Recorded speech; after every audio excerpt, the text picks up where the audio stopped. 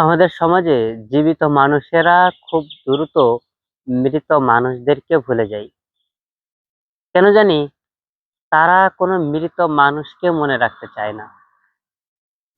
চায় না মৃত মানুষের স্মৃতিগুলোকে। আমি যখন বেঁচে ছিলাম তখন আমি খুব পরিপাটি ছিলাম। প্রতি সপ্তাহে একবার চুল কাটতাম, শেভ হতাম।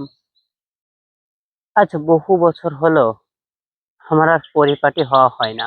যখন আমি প্রতি বছর কয়েকটা নতুন জামা কিনতাম, তাও গ্রামের দোকানের সস্তা জামা কাপড় আমার সাথে যেত না। ভালো ব্র্যান্ডের জামা কাপড় গায়ে দিয়ে থাকতাম।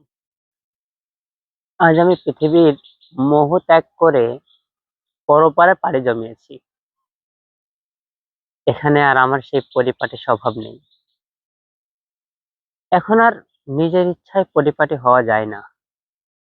আমার যে কবরটা দেখছেন, এই কবরটাও এখন কেউ আর পরিপাটি করে রাখে না।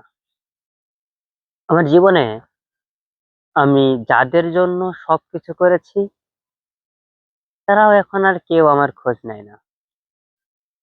আমার এক ছেলে থাকে আমেরিকা। শহরের বুকে মাথা চালা দিয়ে ওঠা যে বিল্ডিং গুলো, সে বিল্ডিং গুলো আমার ছেলেদের। তাদেরকে পরিপাটি করে রাখা হয়। কিন্তু বছরে 2টা দিন, 2টা ঈদ, সেই 2টা দিনেও আমাকে পরিপাটি করে রাখা হয় না। রমজান মাস বিদায়ের পথে, কালকে ঈদ। সবাই নতুন জামা কাপড় কিনেছে,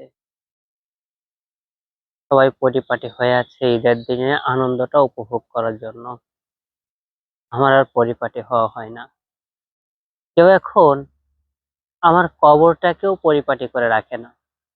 এই যে দেখছেন, আমার কবরের ভিতরে গাছ জমেছে, লতা পাতায় ছেয়ে গেছে। এমনিতেও কবর অন্ধকার, তারপরও দুনিয়ার গাছপালা জমে আরো বেশি অন্ধকার তৈরি করেছে। কবরের চারপাশে ভাট ফুল, বন জুই লতায় ভরে গেছে। কেউ এটাকে আর পরিষ্কার করে না। অথচ দুনিয়ায় বেঁচে থাকাকালীন আমার সারাটা জীবন আমি যা সঞ্চয় করেছি, সব আমার ছেলে মেয়ের জন্য রেখে এসেছি। তারা এখন খুব সুন্দরভাবে জীবনযাপন করছে। তারা কেউ আর আমার কথা ভাবে না। ঈদ, রোজা এখন তারা তাদের মতো করেই কাটায়। ঈদ এলে কেউ আর বাবার নতুন জামা কাপড় কিনে দেওয়ার অপেক্ষা করে না। তারা নিজেদের মতো জামা কাপড় কিনে নেয়। অথচ আমি বাবা যে পরপারে পাড়ি জমিয়েছি, সে বাবার খোঁজ কেউ রাখে না। আসলে হুমায়ুন আহমেদ তার চৈত্রের 2য় দিবস বইতে বলেছিলেন, জীবিত মানুষেরা মৃত মানুষদেরকে খুব দ্রুতই ভুলে যায়। তাই হয়তো আমরা মৃত মানুষদেরকে মনে রাখি না। আমাদের পূর্বপুরুষ যারা ইতিমধ্যে গত হইয়াছেন, আমরা কেহই তাহাদের খোঁজ করি না। তাহারা কবরে কোন হালে আছেন, কি করিতেছেন, এসবের কোনো খোঁজ রাখার প্রয়োজন মনে করি না। পৃথিবীর নিয়মে একদিন আমাদেরকেও চলে যেতে হবে।